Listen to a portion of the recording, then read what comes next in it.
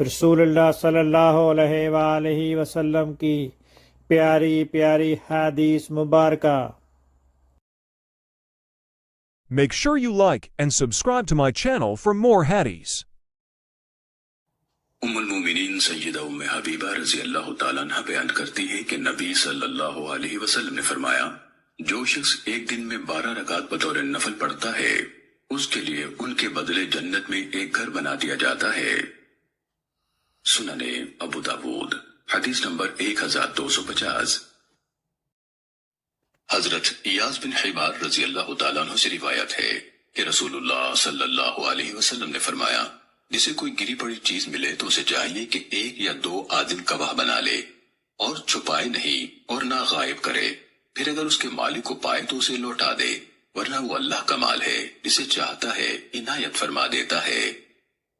سنن ابو داود حدیث نمبر 1709۔ اللہ تعالیٰ اس کے چہرے کو روشن کرے جو حدیث مبارکہ سن کر آگے پہنچائے۔